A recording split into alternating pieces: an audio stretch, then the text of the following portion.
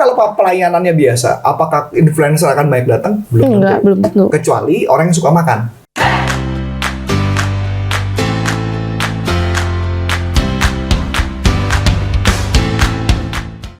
Halo teman-teman, kembali lagi dengan saya Aisyah di YouTube channel Panduan Bisnis dengan NLP.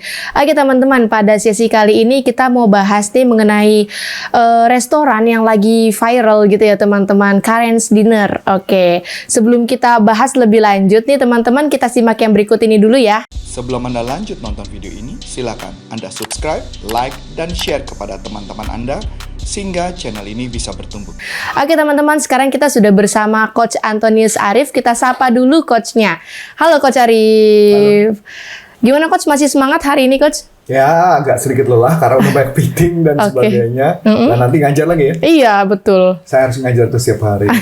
Mohon maaf kalau settingannya agak kurang rapi karena kita ngebuatnya di rumah ya, di rumah saya. Betul. Jadi biar efektif aja karena nanti jam 3.30 udah mulai ngajar kan? Iya, betul Coach. Oke, Coach. Coach, pada sesi kali ini aku mau nanya-nanya lagi nih Coach tentang fenomena yang lagi viral mungkin ya Coach ya. Ada sebuah restoran namanya itu Karen's Dinner.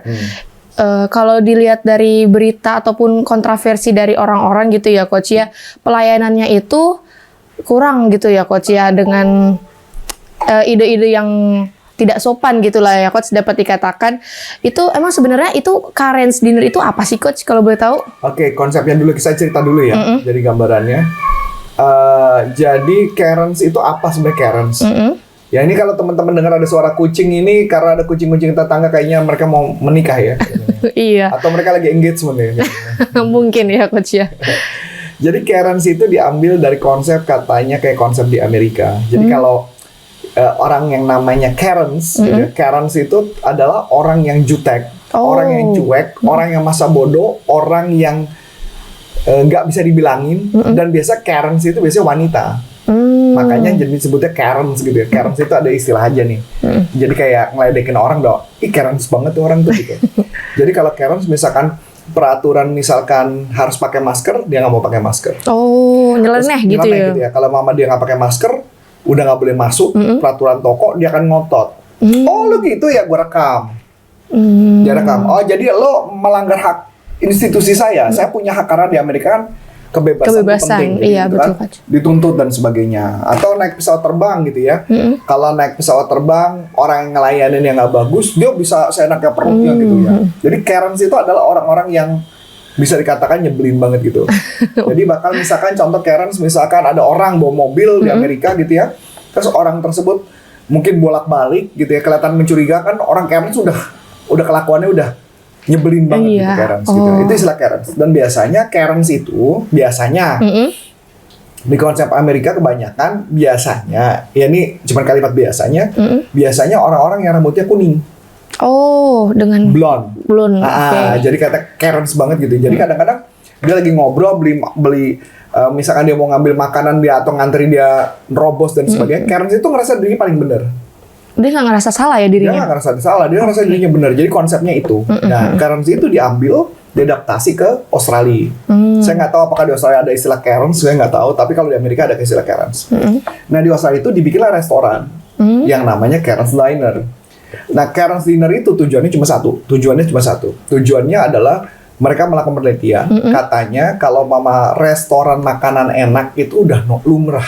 Udah biasa gitu ya Coach. Servis yang enak itu sudah biasa servis. Jadi mereka pakai konsep creative thinking yang terbalik. Jadi konsepnya kalau misalkan kayak gini, kalau saya suka, jadi konsep Edward de Bono, dia adalah penulis buku tentang creative thinking. Dia mempunyai konsep yang namanya lateral. Lateral itu apa tuh Coach? Jadi pemikirannya adalah dengan konsep yang berbeda. Jadi misalkan kita kalau mau buat restoran, restoran yang seperti apa? Restoran biasanya ada apa? Ada makanan, makanan enak. Pelayanannya bagus, pasti ada AC, fasilitas, ada piring, ada fasilitas dan sebagainya. Nah, itu kan yang sudah pasti ada. Dibalik sama dia, bisa nggak kita buka restoran yang tanpa itu semua? Oh. Jadi muncul idenya, misalkan contoh kalau servis bagus itu kan normal. Bagaimana kalau sebaliknya? Nah, Oke. makanya sebaliknya, yang orangnya nggak sopan, orang yang Karens banget gitu, jutek banget dan sebagainya. Dan ternyata menurut beberapa penelitian, kalau orang mengingat sesuatu itu cuma dua, either karena dia puas atau either dia sebaliknya dia sebel banget. Oh, oke. Nah, konsep itulah yang dipakai. Makanya disebut namanya, kalau ditanya dalam teknik NLP, ini adalah lateral thinking. Kita pikir yang berbeda. Jadi kalau mau ditanya sebuah bisnis, kita bisa dengan cara berbeda. Misalkan contoh lah, kita mau buat YouTube. YouTube udah pasti ada kamera, Iya. ya kan? Sudah ada pasti lighting, gitu kan Iya, ya. betul. Atau ada apa lagi gitu ya. Nah, bisa nggak kalau bikin YouTube tanpa itu semua? Jadi kita bikin Balik. yang terbalik, konsep itu adalah konsep kreatif gitu loh. Nah, cara berpikir yang berbeda. Nah, jadi itulah yang diterapkan di Australia dan akhirnya booming. Memang katanya makanannya enak, katanya. Iya, betul Terus penilaiannya. kemudian dia buka di Indonesia, Iya. khususnya di Jakarta. Betul, Coach. Tapi kenapa ya, Coach ya? Dengan perilaku yang seperti itu, banyak customer yang malah datang ke restoran itu. Kalau saya bilang bukan mereka banyak datang sih, mereka datang cuman karena mereka penasaran dengan cerita di Australia. Oh, karena rasa penasaran. Jadi konsep ini menarik buat saya. Jadi kayak menurut saya nih ya, kita bedah lah ya satu-satu. Ini saya juga rada-rada menarik buat saya gitu ya. Menariknya, jadi sebelum Karen's Dinner datang ke Indonesia, itu sudah digadang-gadang bakal ada Karen's Dinner. Oh, udah sebelumnya. Sudah digadang-gadang. Oh. Nah, pertanyaan saya, yang menggadang-gadang itu siapa? Biasanya yang kayak gitu adalah pakai strategi PR, public relation, yang harus mencari tahu, mulai mengheboh-hebohkan tentang Karen's. Dan menariknya, saya menemukan beberapa bulan belakangan ini, sebelum Karen's Dinner bener ada, itu sudah ada heboh-heboh influencer menggadang-gadang tentang si Karen's Dinner itu. Jadi ada either dia dari Australia atau ada beberapa content creator, dia membuat konten khusus Oh, udah ada tentang gitu ya. Karen's gitu. Nah, jadi akhirnya konsep itu ya, ini yang disebut konsep guerrilla marketing gitu ya. Jadi artinya mereka cuma membayar beberapa influencer membuat konten itu, dan akhirnya orang jadi penasaran, jadi heboh. Dia bikinnya di TikTok tadi awalnya sampai heboh gila-gilaan, dan orang penasaran datang. Iya, betul. Dan lucunya kan yang datang pertama kali siapa? Udah pasti influencer. Iya. Karena kenapa? Influencer kan bikin butuh konten. Iya, betul. Maka mereka datanglah sambil merekam. Dengan gaya kita yang belagu, gaya kita si Karen's Dinner yang menyebalkan dan sebagainya, itu adalah strategi dia supaya diviralkan dan orang penasaran mau datang. Iya. Oke. Boleh dapat konsepnya ya. Jadi artinya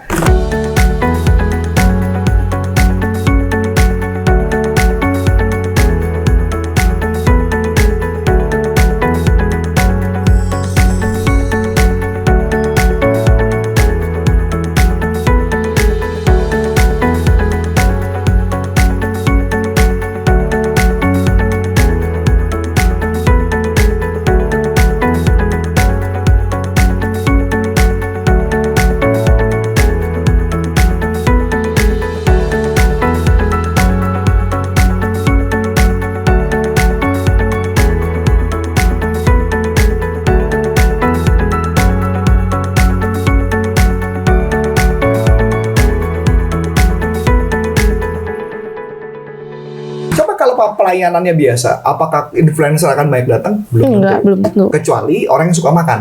Iya, food vlogger Food gitu. vlogger. Nah, lucunya yang saya temukan juga Magda Iya, Magdalena. gitu, itu datang bersama ibunya Oh, untuk di ke tempat Karen's itu. Dinner itu. Saya juga curiga apakah dia datang memang secara gratis atau memang datang karena dia mau bikin ngevlog, saya nggak tahu. Dan ternyata ada beberapa vlogger-vlogger juga datang, bahkan sampai saya temukan Fuji. Oh, Fuji, oke, Coach. Dia datang ke sana, dia jadi pelayannya. Oh, trial gitu, trial. Nggak tahu, saya nggak tahu. Apakah trial apa-apa? Yang penting dia menjadi kesannya pelayannya, dia soal jutek dan sebagainya. Oh, oke. Dan itu kan buat kontennya dia mungkin. Nah, itu yang menarik gambarannya. Jadi sebenarnya vlogger ataupun YouTuber atau TikTok atau apapun pasti akan banyak datang untuk mencoba. Untuk ke sana. Oke. Gitu ya. Iya. Makanya kan ada yang bilang Bodan, ini khusus buat orang yang Nggak baperan. Nggak baperan gitu ya. Kalau saya kemungkinan ke sana sih mungkin baper sih, lebih baik nggak datang ke sana sih. Nah, jadi balik lagi ya. Jadi mereka datang karena konten. Nah, itu juga ada strategi yang keren. Nah, di dalam gambaran kenapa ribut? Mereka meributkan tentang mereka melakukan tindakan-tindakan menurut mereka tindakan yang tidak sesuai dengan Karen's Dinner di Australia. Australia. Itu yang mereka ributin. Iya, kontroversinya kayak Kontroversi. berbeda gitu ya coach. Cuman Ada kalau kita pikirkan lagi gitu ya, ini kita pikirkan lagi ya. Sebenarnya di aturan mereka adalah itu cuma entertainment. oke. Lu nggak boleh ngambek, lu nggak boleh marah, lu nggak boleh sentuh orang, nggak boleh menyentuh mereka. Nah kebanyakan yang di sana pada datang ke Karen's Dinner lucu datangnya, tujuannya malah maka ada bercanda namanya mechanical. Jadi adu-adu keras-kerasan. Oh. Jadi dia baper, kita baper balik gitu kan. Dia baper, makin baper lagi, dia mana adanya. Ini dia makin gila-gilaan. Sedangkan konsep Karen's Dinner adalah lu menikmati pelayanan lu seperti itu, lu nikmatin aja. Lu nikmatin, anggaplah itu part of entertainment. Jadi lu makan-makan, walaupun nyebelin, either lo kentang lu diambil gitu ya, dilempar. Dan lucunya, Lucinta Luna juga ada di situ. Udah banyak berarti ya coach ya yang sudah. Lucinta Luna, jadi sampai dia naruh makanannya ke banting terus meleset terus jatuh gitu, ada kejadian kayak gitu ya. Tapi kayaknya ngebantingnya ada caranya. Kalau nggak banting caranya kan gliding kan. Iya betul. Nah itu pasti mereka latihan, mereka belajar. Kalau menurut saya gitu. Jadi balik lagi, itu konsep yang dipakai, konsep dengan kayak guerrilla marketing, bagaimana caranya belum meluncur, sudah diluncurkan dulu, pakai strategi dulu, tanpa budget yang terlalu besar, mungkin influencer, saya nggak tahu apakah influencer apa enggak, nanti saya salah, tapi yang saya bilang, ini ya, dia udah gadang-gadang dulu. Kemudian yang berikutnya adalah baru bagaimana cara pelayanan dan sebagainya. Oke. Kalau dilihat-lihat nih coach, restoran ini kan dia pakai konsep kebalik ya yang tadi coach bilang ya. Kalau sebenarnya ada nggak sih coach? Udah pernah ada belum sih konsep yang kayak gini diterapkan dan itu jangka panjang gitu bisnisnya? Nah, mungkin pertanyaan itu saya nggak tahu jawabannya. Tapi kalau kalau mau nanya ke saya, kira-kira itu jangka panjang atau enggak? Menurut saya akan sampai titik jenuh sih. Biasa gitu ya coach. Orang ya? Indonesia begitu sih, orang-orang di Indonesia ya. Kenapa saya berani mengatakan ini? Gini gambarannya. Mungkin saya nggak tahu kamu ngerti apa enggak. Dulu di Jakarta sempat ada heboh salah satu restoran yang namanya Hutis kalau nggak salah. Hutis atau apa ya? Saya lupa. Kalau salah nanti tolong ditulis di komen ya. Itu modelnya bajunya tipis-tipis. Jadi pakai kaos, kelihatan, mohon maaf, kelihatan dada, kelihatan paha gila-gilaan dan sebagainya, seksi-seksi dan sebagainya.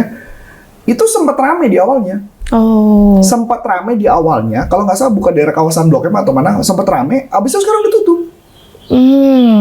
Ya mungkin nggak tahu ya apa karena makanan yang nggak enak atau apa, saya nggak tahu. Tapi yang jelas maksud saya, ini menurut pendapat saya ya, kayak gini-gini biasa sifatnya sementara kayaknya sih. Iya, karena booming aja viral Booming udah. aja viral, paling kalau istilahnya kalau viral paling cuma 2-3 tahun, Iya. setelah itu selesai. Oke. Makanya kalau ditanya, sama aja kayak model dulu ada apa sih, es krim apa, es Es krim Milo kepal, atau apa es ya, es kepal. kepal. Iya.